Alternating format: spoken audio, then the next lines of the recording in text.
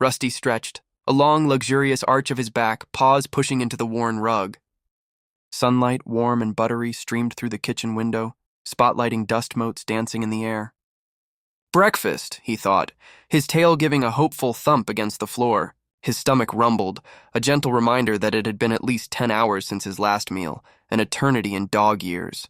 He padded over to the refrigerator, nose twitching.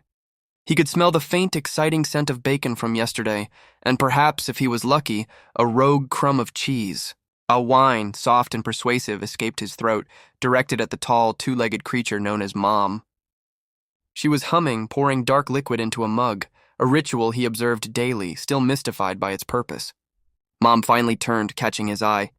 "Good morning, handsome," she murmured, scratching him behind the ears, right in that spot that made his back leg twitch uncontrollably. He leaned into her hand, soaking up the affection. Yes, good morning indeed, now about that food.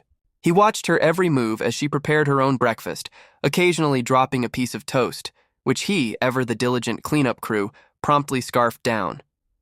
Finally, the glorious clinking of kibble hitting his bowl. He devoured it in seconds, a symphony of crunching, then looked up, hopeful. Sometimes, just sometimes, there was a second helping. Not today. The morning unfolded with a predictable rhythm. A walk, oh, the sheer joy of a walk. The world was a canvas of smells, a curious new dog on the block, a particularly pungent fire hydrant, the faint, intriguing scent of a squirrel that had undoubtedly been taunting him from a tree. He pulled against his leash, eager to explore every olfactory mystery, much to Mom's exasperation. After the walk came the naps. Multiple naps and various sunbeams throughout the house. He dreamt of chasing rabbits, of endless fields of bacon-flavored grass, of wrestling with the mailman, a fantasy he harbored but never acted upon. The afternoon brought the possibility of visitors, the delivery truck, an enemy always, and the exciting prospect of a chew toy. Later, the dad creature arrived home, heralded by the familiar rumble of his car. Rusty met him at the door with an enthusiastic wag, a full-body wiggle of delight. Dad's scent was different, carrying the faint tang of outside and work, but also the comforting smell of his favorite armchair.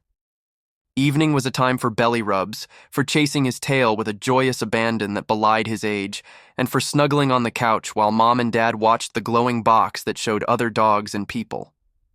He didn't quite understand it, but their calm, contented presence was enough. As the day drew to a close and the house grew quiet, Rusty settled onto his dog bed, a soft sigh escaping him. He licked his paws, a comforting habit. The world was good, full of smells, food, walks, and the unwavering love of his humans. Tomorrow, he thought, drifting off to sleep, tomorrow, perhaps, bacon.